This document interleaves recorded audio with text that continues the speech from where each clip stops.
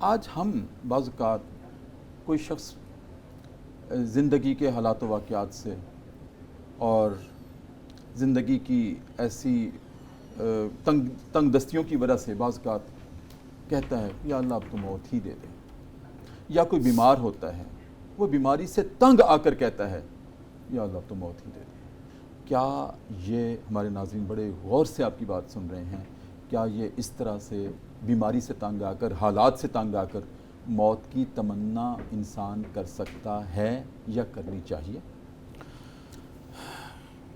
یہ بڑا اہم سوال ہے۔ اصل میں اس سوال کو سمجھنے سے پہلے لفظ تمنا کو سمجھنا چاہیے کہ تمنا کسے کہتے ہیں۔ قرآن مجید میں کئی الفاظ اس طرح کے موجود ہیں جس میں تمنا ہے، امید ہے، دعا ہے، اللہ سے ایک طلب کرنا ہے۔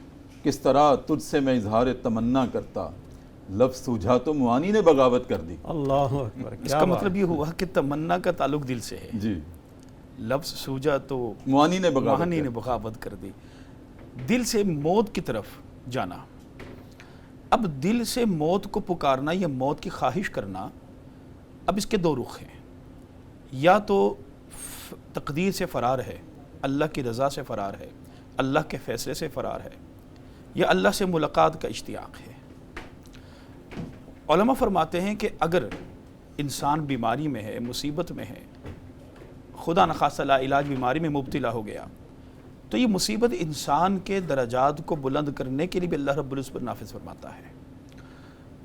مصیبتیں پر صبر کرنا، جناب نبی اکرم صلی اللہ علیہ وسلم نے واضح طور پہ فرمایا کہ ایک ایمان والا، اس کی دونوں حالتیں اللہ کو بڑی پسند ہوتی ہیں، بڑی عجیب ہوتی ہیں۔ سبحان اللہ۔ اگر وہ خوشی میں ہے پھر بھی وہ نیکیاں کماتا ہے، اگر وہ دکھ میں ہے پھر بھی وہ نیکیاں کماتا ہے، کیونکہ دکھ میں، غم میں وہ صبر کرتا ہے اور خوشی میں شکر کرتا ہے۔ تو اسلام نے ہمیں زندگی سے یا مصیبتوں سے فرار کا راستہ نہیں دیا، بلکہ برداشت کا راستہ دیا۔ سبحان اللہ۔ اس لیے موت کی تمنا شرعن طور پر یہ درست نہیں ہے۔ ہاں، اس میں ایک چھوٹا سا ایک علماء نکتہ بیان فرماتے ہیں کہ اگر کسی وقت ایسے حالات پیدا ہو جائیں کہ جو فتنے اتنے انتہا تک چلے جائیں کہ انسان کے ایمان یا اس کی عزت و آبرو کے لیے خطرہ بن جائے، تو وہاں ہمارے نبی نے بھی ہمیں تلقین کی کہ اگر ایسے صورتحال آ جائے آپ موت کی دعا کریں، لیکن وہ موت کی دعا بھی بڑی آقا علیہ الصلوۃ والسلام نے ہمیں سمجھائی۔ فرمایا کہ اللہ سے یوں دعا مانگو، اے اللہ جب تک زندگی بہتر ہے وہ عطا فرمانا، اور جب موت بہتر ہو وہ موت عطا فرما دینا۔ یعنی یہ نہ کہنا کہ ابھی موت آ جائے، اللہ جب موت بہتر ہو وہ موت عطا فرما دینا۔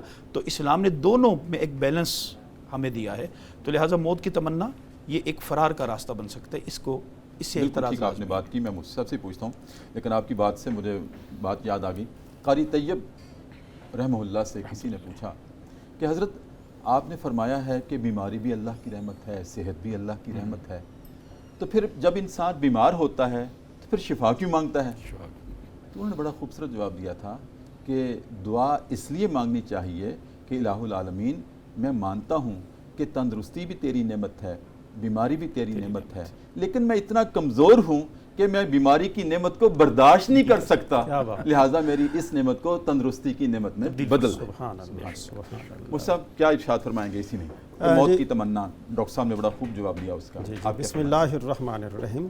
یہ سوال جو ہے نا، میں کل بھی اس کے اوپر غور و فکر کر رہا تھا، تو مجھے اس سوال کے اندر نا یہود کے جو عقائد ہیں ان کا رد دکھائی دیا۔ اچھا، میں پہلے اس کے اوپر بات کر لوں۔ ضرور ضرور۔ اللہ تبارک و تعالی نے جو ان سے فرمایا ہے کہ موت کی تمنا کرو، وہ اس لیے فرمایا ہے کیونکہ موت سے پھر اللہ کی ملاقات ہوگی، مریں گے تو پھر جنت کا حصول ہوگا، اور تیسرے نمبر پر اگر مریں گے تو پھر اللہ کی رضا حاصل ہوگی۔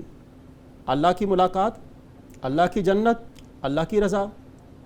لیکن آپ ان تینوں چیزوں کو حاصل نہیں کرنا چاہتے۔ صحیح۔ دوسرے نمبر پر دیکھیں، اہل ایمان جو ہیں وہ اللہ سے ملاقات کرنا بھی پسند کرتے ہیں، اللہ کی جنت میں جانا بھی پسند کرتے ہیں، اور اللہ کی راہ میں ایک بار نہیں 1000 بار شہید ہونا پسند کرتے ہیں۔ سبحان اللہ، سبحان اللہ۔ یہ 3 وجوہات ہیں، اللہ سے ملاقات کرنا، اللہ کی جنت کے حصول کے لیے، اور اللہ کی راہ میں شہید ہونے کے لیے۔ ان 3 وجوہات کی بنیاد پر شریعت مطہرہ کی روشنی میں موت کی تمنا کرنا درست ہے۔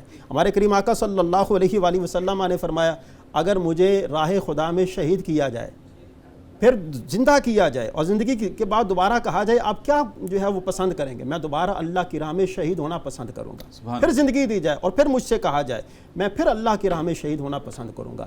اس لیے کہ شہید کو اللہ تبارک و تعالیٰ یہ مقام اور مرتبہ عطا فرماتا ہے کہ جب وہ دنیا سے پردہ کرتا ہے، جو ہی وہ پردہ کرتا ہے اسے اللہ تعالیٰ کی ملاقات کا شرف حاصل ہوتا ہے۔ سبحان اللہ۔ تو اس لیے یہاں پر فرق ہے اہل ایمان اور جو اہل ایمان نہیں ہے ان کے درمیان۔ تمنا جی کی روح کو دیکھنا ہے۔ جی تمنا کہتے ہیں دل کی کیفیت کو، کیا فرار چاہتا دل ہے کے ارادے یا ملاقات چاہتا ہے۔ جی سبحان اللہ۔ تو اس میں تو یہ دیکھا گیا ہے۔ اب اہل ایمان کے لیے دیکھا جائے، اللہ کے پیارے حبیب صلی اللہ علیہ وآلہ وسلم نے یہ والی بات قسم کھا کر فرمائی ہے، اس ذات کی قسم جس کے قبضہ قدرت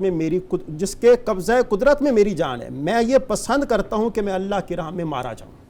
اب صحابہ کرام کو دیکھ لی، سیدنا عمر فاروق رضی اللہ عنہ فرماتے ہیں اے اللہ مجھے اپنی راہ میں شہادت کی موت نصیب فرما اور اپنے پیارے رسول کے شہر میں مجھے مرنا نصیب فرما۔ تو اس کا مطلب یہ ہے کہ ایسی موت کی تمنا کرنا اور ایسی موت کی آرزو کرنا در حقیقت یہ اہل ایمان کا خاصہ ہے، جس موت کے اندر بندے کو اللہ تبارک و تعالیٰ کی ملاقات کا شرف ہو، اس کے دیدار کا شرف ہو، اشتیاق ہو۔ سبحان اللہ، اللہ تبارک و تعالیٰ کا ملاقات کا اشتیاق ہو اور اس کی جنت کے حصول کے لیے کرتا ہے تو اللہ تبارک و تعالیٰ بلا شبہ اس سے راضی ہوتا ہے۔ جہاں تک تعلق ہے دنیاوی مشکلات اور پریشانیاں، دنیاوی مشکلات اور پریشانیوں سے گھبرا کر موت کی تمنا کرنا شریعت مطہرہ کی روشنی میں حرام ہے۔ ہمارا دین ہمیں بالکل اس کی اجازت نہیں دیتا۔ جس طرح کہ قبلہ ڈاکٹر صاحب نے بھی اس کے اوپر بڑی خوبصورت بات کی ہے، ہمارے دین کے اندر دیکھا جائے زندگی جو ہے وہ دو طرح کی چیزوں کا مجموعہ ہے، آپ کو دکھ بھی آئیں گے اور آپ کو سکھ بھی آئیں گے۔ دکھ آئیں آپ صبر کریں جزا پائیں گے، سکھ آئیں آپ اللہ کا شکر ادا کریں تو جزا پائیں گے۔ اس کے لیے یہ ایک اہل ایمان کے لیے اس کے اندر یہ درس ہے کہ وہ ہر حال میں اللہ کی رضا پر راضی رہے۔ یہ صدائے قرآن ہے۔ یہ صدائے قرآن ہے۔